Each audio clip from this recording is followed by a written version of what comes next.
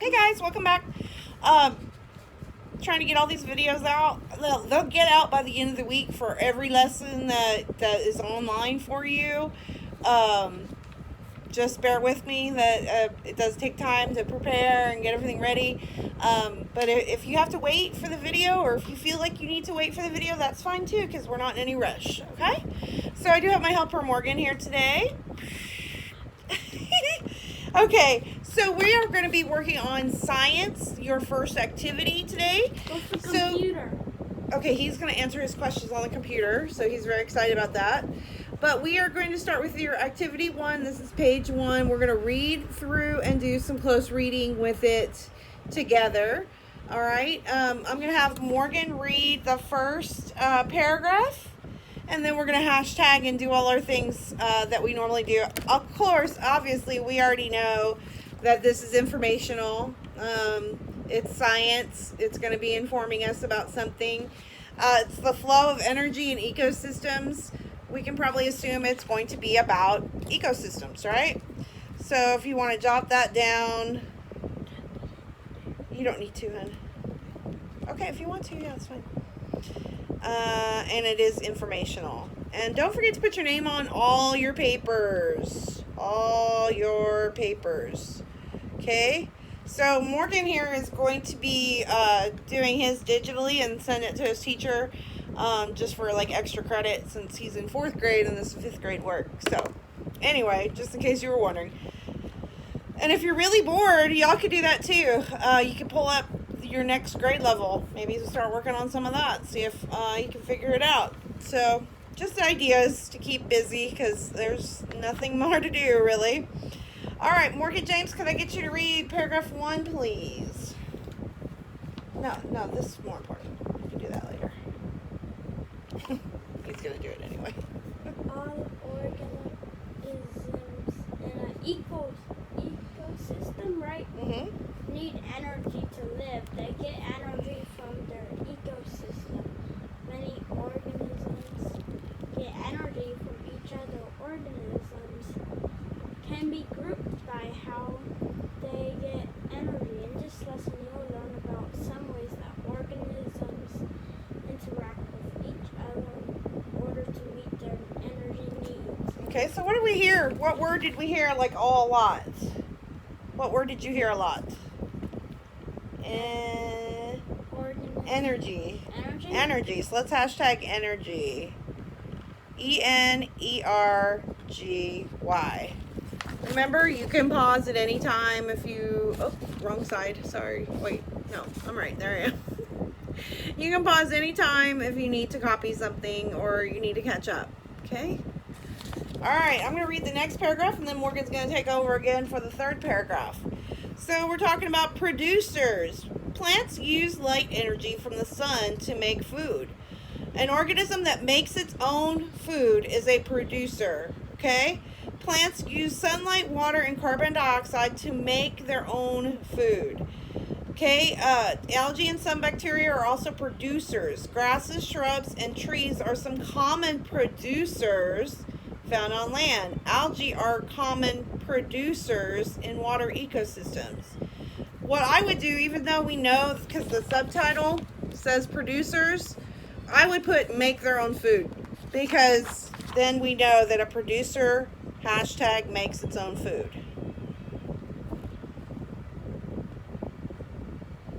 What is the word that you heard most? Energy. No, In the first one, producer. Well, we did makes its own food. Producers equals makes its own food. So I put producers for the next word. So he's doing his a little different, because I didn't print 2 copies because my printer is so slow. And it would take me like all day just to print it's a packet. Better than nothing, though. Yes, it's better than nothing, but it is so slow. It drives me insane. I'm used to my really fast one at work that goes beep, beep, beep. Yeah.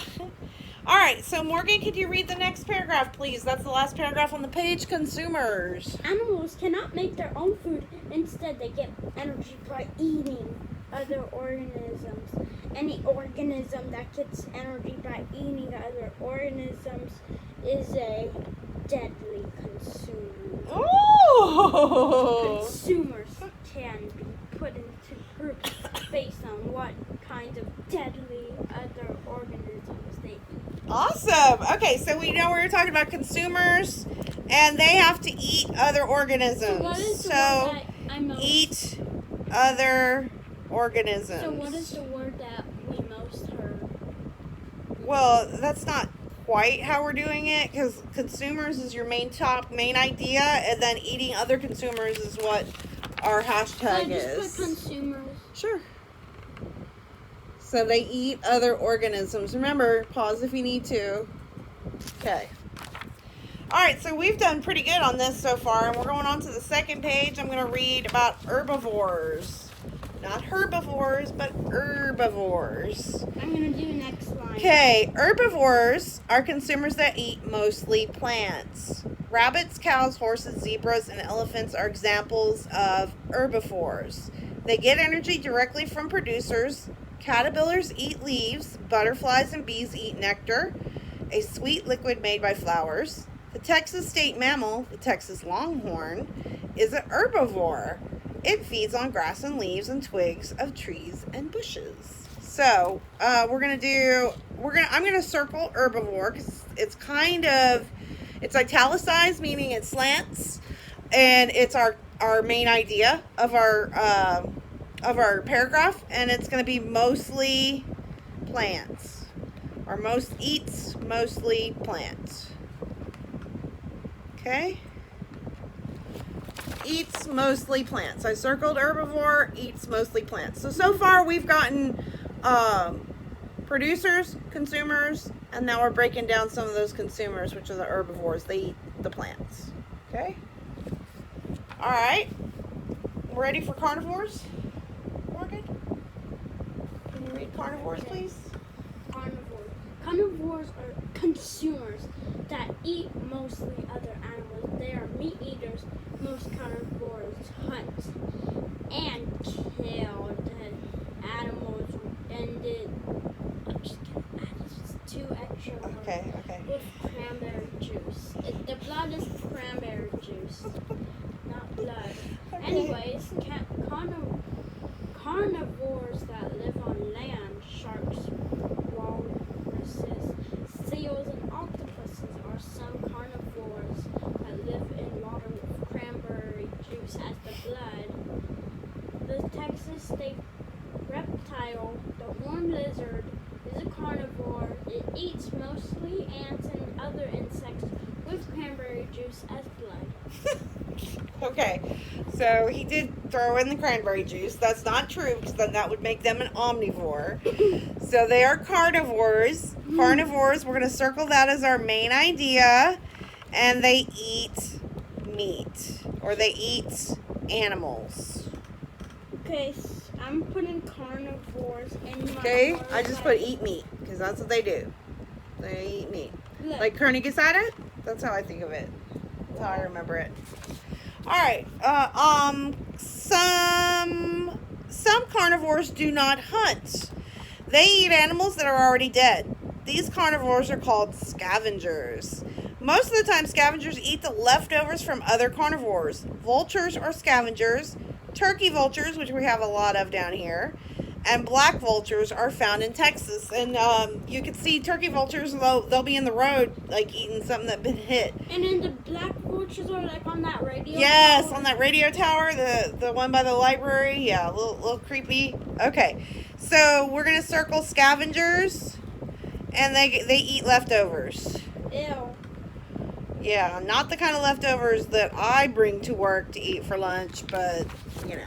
I mean, they do eat similar. Well, it's a little grosser than what I bring. Yeah, I it's think. it's basically dead animals Yeah. that are raw. Yeah. But you eat cooked animals, basically. We all eat cooked animals, guys. Yes. All right. Can we read about omnivores, please? Omnivores. Omnivores. Can you read normal, please? Omnivores are consumers that eat both plants and animals with cranberry juice as their blood. No, let's just read normal, please. Most omnivores eat many kinds of food: pigs, bears, cranberry juice, and humans. Wait, what? Humans? Yeah, we're Are omnivores. examples. drink. Many birds are omnivores. Do you look at all? No, I don't, actually. The raccoon is an omnivore that lives in Texas. Raccoons eat berries, nuts, seeds, insects, crayfish. What's that? They're like little shrimpy things. Oh, and fish. Yeah. More fish. Is that it? Yeah. Okay. All right. So omnivores. I'm going to circle the main idea. That's omnivores, and they eat both. They eat plants and animals. Okay. Eats plants. I'm doing this, huh? Look, I'm just writing everything, whatever. I'm just writing the first word you say. Okay.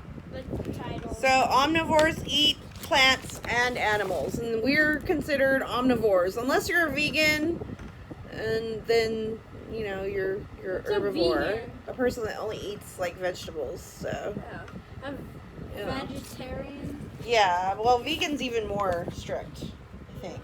Yeah. Anyway. Like you're supposed to. Anyway, we're gonna go on to decomposers. Organisms that get energy by breaking down dead organisms are called decomposers. Decomposers also feed on the waste of other living things. Mushrooms and other fungi are decomposers. They eat poop. As are many bacteria. They eat what? Ew!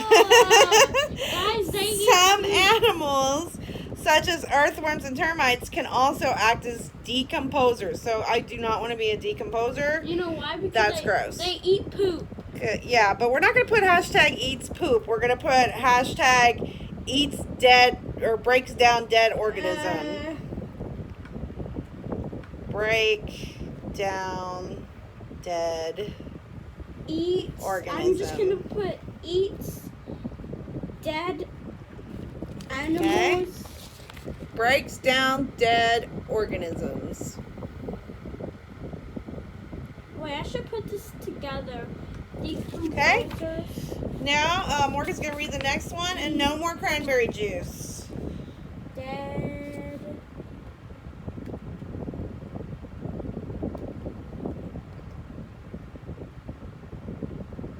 Animals, I guess. That could be plants too, but okay. Last paragraph of this page. Okay, come on, we're running a video right now, hon. And My phone is low battery, so Real- can we wait, like what? maybe move along a little faster? okay. Because I don't want to have to redo all this. Okay. Which one? Last paragraph. Decomposers are important to every environment. Without decomposers, Earth would soon be covered with dead plants and animals. Decomposers also release nutrients from dead organisms and waste back to the soil. Plants use these nutrients to live and grow. That's just. Wait, did you know no, I need to read the did you know. Did you know one spoonful of soil can contain more bacteria than there are humans on Earth? Like there's more than all the. So decomposers are important. They give us nutrients. So we'll just do hashtag nutrients.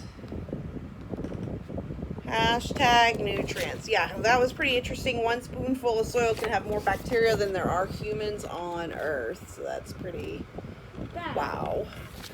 All right, so we're going to go on to the next Which now you page. don't We're going to talk about food chains. Okay, I'm just listening. And then we have everything. food webs. And then we have questions. So hopefully we'll get through this before my phone dies. Otherwise, it'll be a part 2. Yeah. Okay, food chains. All organisms need energy to live. A food chain is a model that shows the path of energy as it flows from one living thing to the next. Notice that the food chain below begins with a plant. All plants are producers. Remember that a producer is a living thing that makes its own food. Producers make food by using the sun's energy. All food chains begin with producers. All right, so we're going to circle our main idea of food chain, and it's going to be the path of energy. It's going to be our hashtag. half of energy. Okay, and another important thing to remember from this paragraph was plants are the beginning of all food chains. Okay? All right. Okay. Yep. Can you read the next paragraph, please? Okay. Which one? The plant Yeah. uses the energy of sunlight to make its own food. The food stores energy like cranberry juice. Okay, I'm deleting cranberry. Thank you. Delete. Okay, what is it? I'm restarting. The plant uses the energy of sunlight to make its own food. The food stores the energy from the sun. The plant uses most of the energy to live and grow. The plant stores the rest of the energy in its leaves, roots, and other parts. Okay. My So, microphone died. all right. So, sun, energy from sun. Okay. Energy from sun. That's what I got out of that paragraph. Okay. Energy from the sun. All right. Next, let's see. The caterpillar is a consumer. Remember that a consumer gets energy by eating other living things. When the caterpillar eats leaves, the energy stored in the leaves goes into the caterpillar's body. Caterpillar uses most of the energy to crawl, grow, and do other things. It stores the rest of the energy in its body. I'm just going to underline the caterpillar is a consumer for that one because it's talking about a caterpillar. You could do hashtag caterpillar if you want, but it's basically the first sentence is our main idea of the whole paragraph. Okay, to save time, just because I'm worried my phone's going to die, I'm going to read the next few paragraphs. The bird and fox are also consumers. When the bird eats the caterpillar, the energy stored in the caterpillar goes into the bird's body. The bird uses most of that energy to stay warm, fly, build a nest, and do other things. The bird stores the unused energy in its body. The fox eats the bird. The fox uses most of the energy from the bird and stores the rest in its body. Okay, so we were talking about a bird and a fox, and I'm just going to, again, underline the first sentence because that way if any questions are asking about a bird and a fox, I know where to go. And you could hashtag, I'm just going to quickly hashtag caterpillar, bird and fox, just so I know where to look if I need to. The food chain has one more link, decomposers. After the fox dies, bacteria feed on the body. They use most of the energy stored in the fox's body. Leftover materials go into the soil. Except for the plant, each living thing in this food chain gets energy from another living thing. But all the energy comes from the sun. Okay, so we're going to do decomposer on that one. And it's in your, it's kind of hard to read mine, but it's in your paragraph. Suppose one kind of organism gets removed from the food chain. All other organisms in the food chain will be affected. These other organisms may die or move away to survive. The ecosystem will no longer be in balance and will change.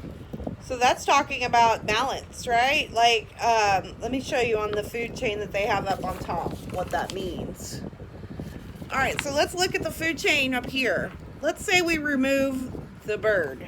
Okay, the plant will be fine because it gets its energy from the sun, right? The caterpillar will be fine because the caterpillar gets the energy from there. The caterpillar, however, will grow and there'll be tons and tons of caterpillars and they may eat all the plants, so that could be a problem. And then without the bird, the fox doesn't have anything to eat. So what is it going to eat? I mean, it can maybe eat the caterpillar, but it's probably not going to want to. So the fox is going to have to go somewhere to find food. And again, the bacteria is only going to, well, the bacteria probably won't be as affected because it'll eat the remains of the dead caterpillars and the dead plants. But do you see how removing one thing changed everybody's meals? Okay, it's like if they removed fries from McDonald's, it's going to change your meal, right? So you remove one item from the food chain and it really changes your meal. All right, so say that all the caterpillars in the meadow get sick and die. Okay, so this is a little different than what we discussed. The plants that the caterpillars would have eaten may grow and spread too much. They may use up all the things such as water the other plants need to live. We didn't even think about that part. The birds that depend on the caterpillars for food may die too. Then the foxes that eat the birds will have less food. The foxes may leave the meadow ecosystem to survive, and organisms and other food chains in the meadow will be affected too. So it's quite a balance. All right, now we're going to talk about food webs. Okay? A little different from a food chain. Food chain shows the flow of energy from one living thing to the next in a straight line. Okay, just in a straight line. Okay? But the flow of energy in nature is much more complicated, right? When we saw the food chain, it only had like a little handful of animals, but a food web is going to show all the animals in an area. Okay, ecosystems, several food chains connect to form a food web. See how many food chains you can trace in the food web below. So what you're going to want to do is just follow from the plants, follow each food chain, and do it in a different color. I'm going to do one just to show you. I'm going to start with the grass and other plant. I'm going to go to the rabbit. From the rabbit, I'm going to go to the hawk.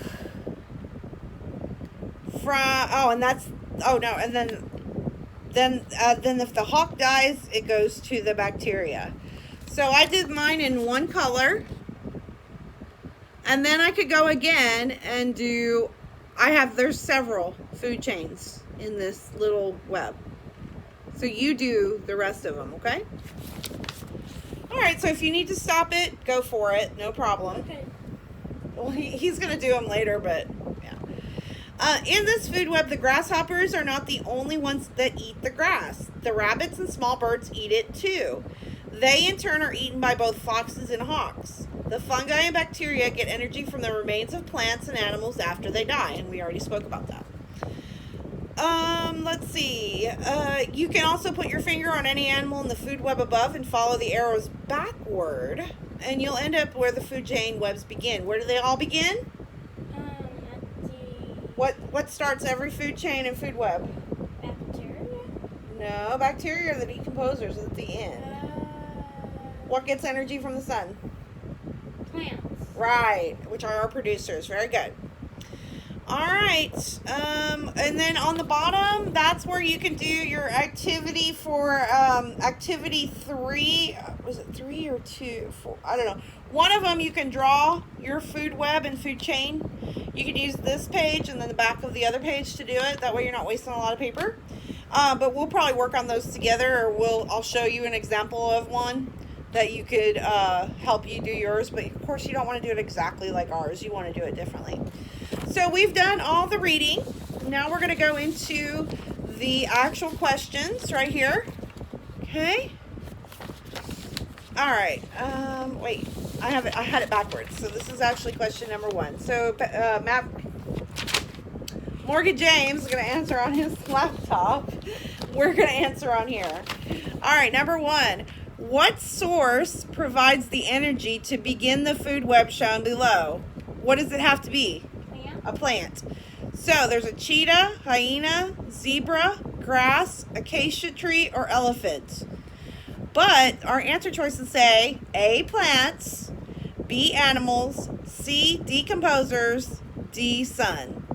So circle the things that start your food web or food chain, and then answer your question. Okay? Number 2. What do the arrows represent in a food web? Ooh, very good. All right. What do the arrows represent? Let's go. If we go back to the very first part of food web. Where is it? Food web. Where are you? Food web. Food web. Let's see.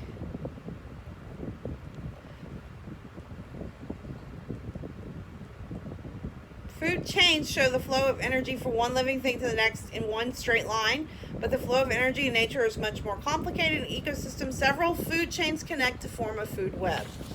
All right, so F, the direction of energy flow. G, the type of food each organism prefers. That's silly. H, the organism's place in the ecosystem. J, the space separating each organism on a food web.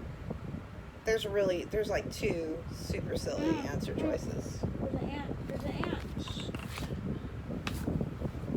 3. Which statement below best describes how energy flows in a food web? A, energy from the sun is used by consumers and transferred to producers and decomposers. Make sure you look at your notes. B, energy from the sun is used by producers and transferred to consumers and decomposers. C, energy from the sun is used by decomposers and transferred to producers and consumers. D, energy from the sun is used by consumers and transferred to scavengers and decomposers. Find out where the sun's energy gets transferred to and eliminate everything else. All right, number 4. Which question cannot be answered using the diagram below? Okay, so we've got a lizard, a squirrel maybe, some grass, a rabbit, a mouse, a snake, and a hawk.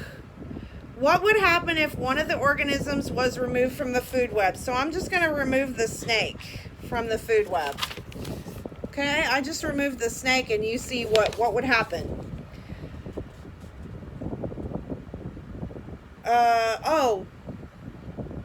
Okay, can we answer that? Can we answer that, true or false? What are consumers? Can we answer that from the picture? Which organism is a producer? Can we answer that from the picture? What might a food web from a marine environment look like? Which ones are true and which one is false? It should be pretty easy. Okay? Number 5, the table shows the niches of Antarctic organism. Niches of Antarctic organism. Organism, niche, prey, predator. Oh, I still have 10% battery, so we should be okay. Let's see. We got algae, producer, fish, killer whale, consumer, fish, consumer, algae, killer whale. Which of these events would cause the fish population to increase? A, exhausting the fishery through overfishing. So we want the fish population to increase. So if we're exhausting and overfishing, are we going to increase fish? Think about it. B, the extinction of killer whales. The killer whales are consumers of fish. C, removing the algae from the ocean. The fish consume the algae. Okay? D, a decrease in the bird population. I didn't see a bird anywhere in the chart, so to me I could probably eliminate that, but that's up to you. So there's 2 that I could totally remove, and there's a couple that I have to look over again. Did you answer? What? You're not answering the questions? You're supposed to be answering the questions. I'm listening. Okay. Okay, number 3. Students grow mold on bread to learn about the role of decomposers in a food web. For 2 weeks, students record their observations by taking pictures of the changes in mold growth. Okay, when conducting an investigation with decomposers, it's important for the students to A, keep a fire extinguisher nearby. B, wear gloves and other protective equipment. C, taste samples of the mold growth. If anyone answers that question with that, Discuss that kind I of. think I may have to stay home for another year. Feed the molded bread to the classroom pet. I don't think you should do that. I can't even believe that's an answer choice. But, okay. Yeah. Anyway, let's go on to number 4. A food web diagram is shown. Which organism in the food web eats only consumers? All right, so you know your number 1 has to be what? A producer, right? So I'm going to put a P on it. All right, and then you have to see where do your other ones go? You have your consumers and your decomposers. You're going to have 2 consumers and 1 decomposer. You're going to put where your consumers are, label it, and where your decomposer is, and then you can answer your answer down here, which is, which organism in this food web eats only consumers? Okay? All right, your vocabulary. This is gonna be easy. You're going to use the definitions that you find in here, and I'm gonna help you with that. We're gonna start with I'm gonna help you with number 1, the first one, which is producer, and then you guys will do the rest. So as far as my description, I'm gonna go back to my reading right here. I'm gonna find producer. I'm gonna look for the word.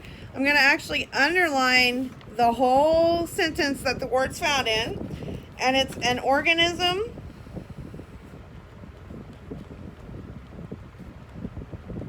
that makes its own food.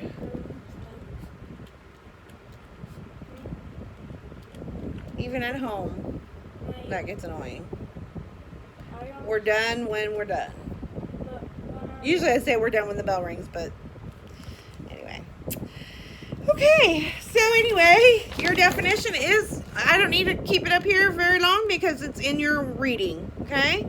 An organism that makes its own food. And an illustration, I can just draw a tree. I could draw a Christmas tree if I want. Okay? Whoops, my tree is not very pretty, but you get the idea. It doesn't have to be perfect, okay? All right, so you're going to do the same for the other 2 definitions, consumer and decomposer, and that will conclude activity 1. Yay! Well, you're going to answer the questions and do all that, so I'm going to give you a pen to do that. Yep. All right, bye, guys.